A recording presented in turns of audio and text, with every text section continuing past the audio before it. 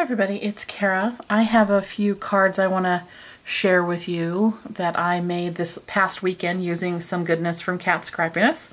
And then I have just a couple little techniques to show you in case you want to try something different on some of your cards.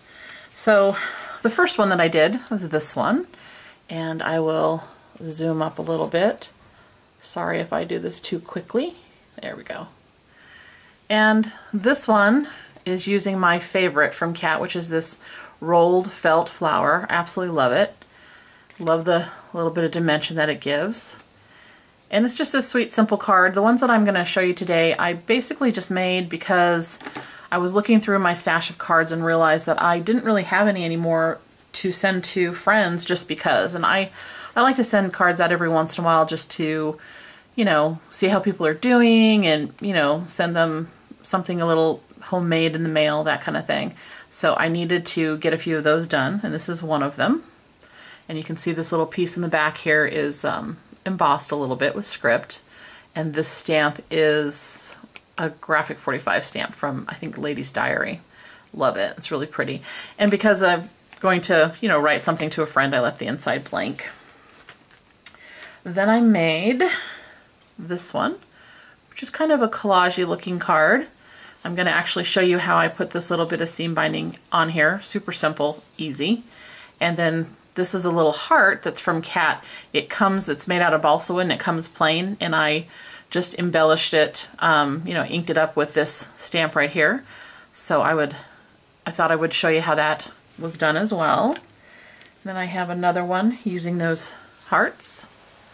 This one, I also used this stamp back here and did that, but then I waited for it to dry a little bit, and I took just a little bit of pink paint and kind of ran it over the top to give it a little bit softer of a look. So there's that one. So let me show you. I have this card right here, almost all the way ready to go, but I wanted to add a couple of those hearts and a couple little flowers. So I thought I would do that with you so you could just see really quickly how easy it is to do this. I'm using the Ranger Archival ink. I'm really liking this ink. I have, oh, I don't know, five or six colors in this, and I like the way the stamped images show up.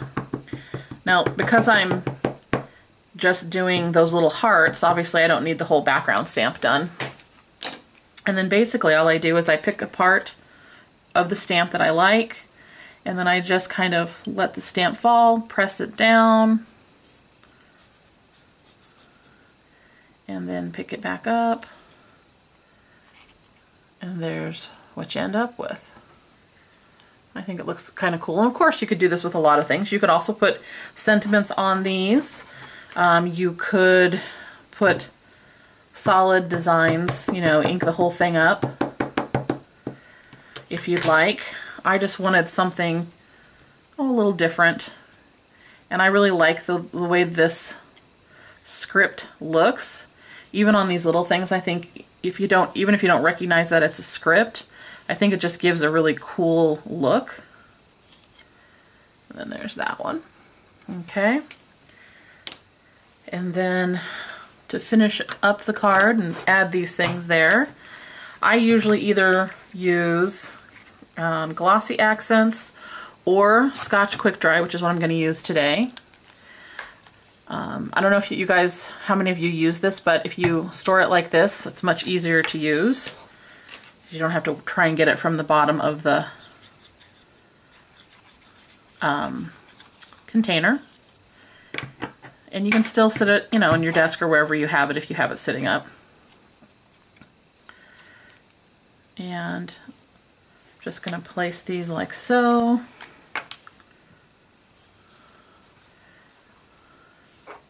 It doesn't take that much glue to do this. Again, I want this one just kind of off to the side. Gonna hold that down for just a minute so the glue can grab hold of the paper. And then I wanted just kind of a little pop of color, so I was thinking something like that, adding a couple flowers towards the bottom. And again, I use Glossy Accents or this Scotch Quick Dry. Those are my two liquid glues, unless it's something, move that one, unless it's something really heavy or maybe made out of metal, and then sometimes I will use that E6000 on that. Get this other one on here, then I'm going to set it aside to dry. And I wanted to show you one other quick technique, kind of jazzing up your cards, that I used. Okay, let me just put that to the side for right now. So the other thing that I did that was a little unique for my cards was this little bit of seam binding.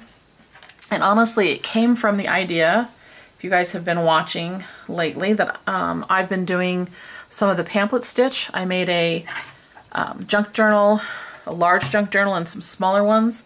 And I don't know why, I'd never thought of it before, but I thought, you know, how easy would it be to just punch a couple holes in and put twine or seam binding or something like that. So that's all I did. I just took a regular card, and the way I did it, I didn't do the pamphlet stitch, I just did two to have a place to punch the holes, and basically I just decided, you know, how far apart I wanted it. And on this particular card, I did it about 1.5 inches up from the bottom and the top. And you could decide how far you wanted it. If you only wanted it 1 inch, just use some sort of little ruler. You could also eyeball it if you want, and I just use my pokey tool, or if you have an owl, if you do any kind of bookbinding, get myself started, and then I'll just use those two little spots right there and right there to punch the holes. And this one, like I said, I use seam binding. So you could do seam binding, you could do thin ribbon. You basically just need to make sure that you make the holes big enough so that it could go through there. And of course you don't want to do too much damage to your card base. So anyway, there are the cards that I created. I had a lot of fun doing them this weekend. I had been missing making cards. I've just been so busy doing other things that I didn't have any time. So it was a lot of fun to, get to go back and do some of those cards again.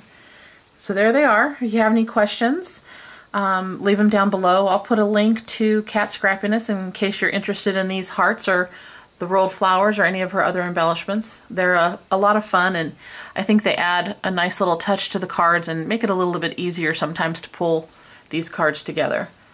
So thanks so much for watching, guys, and I hope you have a great day wherever you're at. Bye!